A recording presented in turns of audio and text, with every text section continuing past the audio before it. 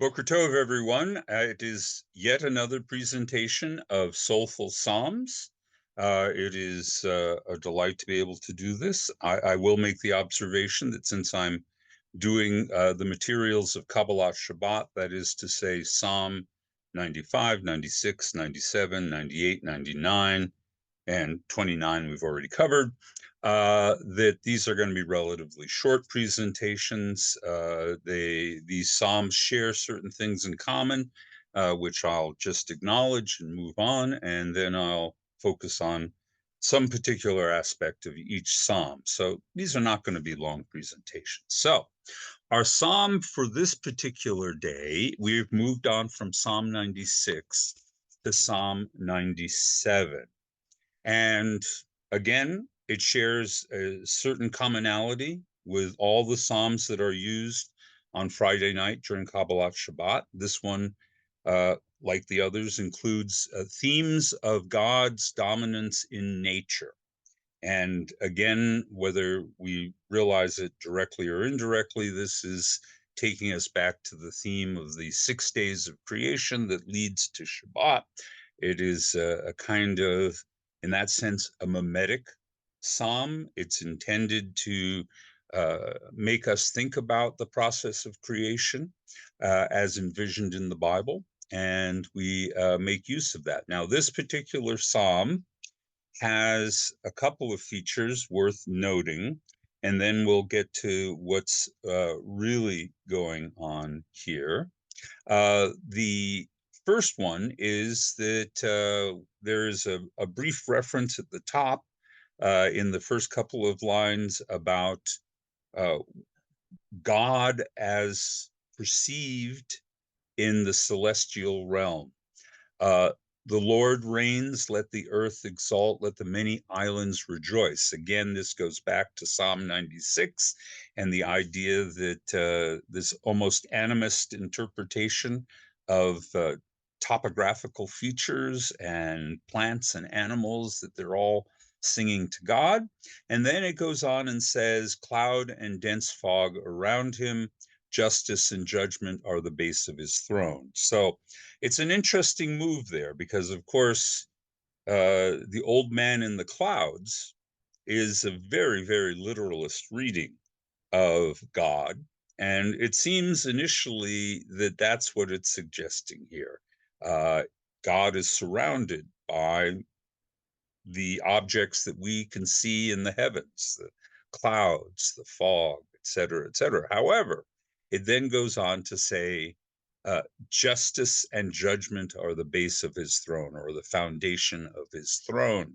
Uh, that suggests something entirely different. These are very abstract values. That's really what they are. They're abstract values, and yet somehow these sustain God's presence in the universe. So at one moment we're given something highly literalistic, and then in the next moment it's taken away from us, much like the clouds and the fog that sort of block our vision of what God truly is. So it is that this flipping back and forth with semantics from the highly literal to the highly figurative also reminds us that God is almost ungraspable in certain ways. We can express certain ideas and then realize that they are inadequate, so we express it in a completely different manner.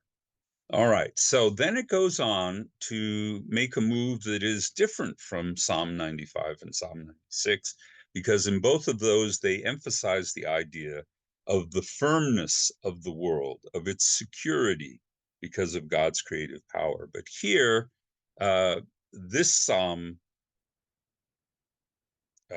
what's the word I want? It subverts that idea by talking about how the world can easily be undone by God, that in fact the world itself is pretty much completely contingent on God's will.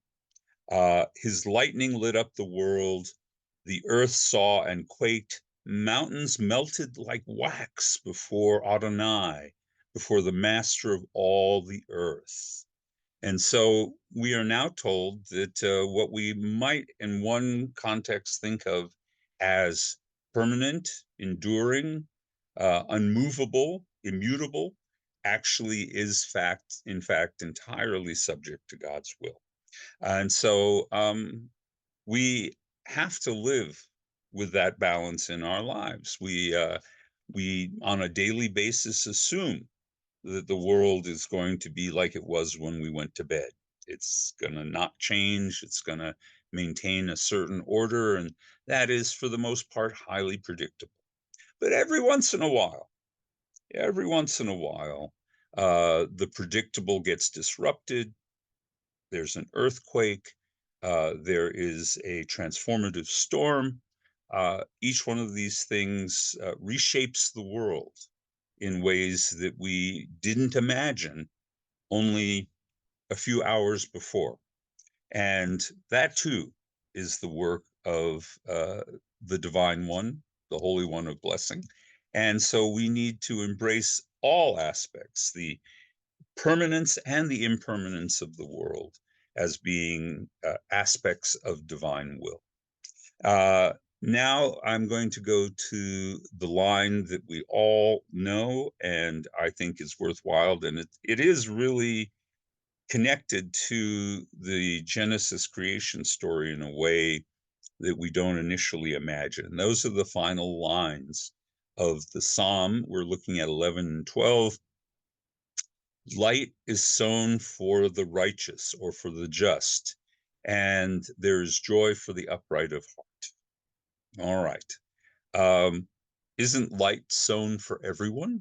I mean, elsewhere in the Psalms, we are told that the sun and the rain are there for both the just and the unjust. So, what the heck does this mean?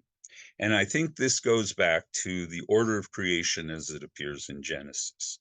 Because in Genesis, we are told that the first thing that God makes is light, and that God separates the light from the darkness, et cetera, et cetera. And then, lo and behold, we who are empiricists notice that the sun and the moon and the stars are not actually created until the fourth day.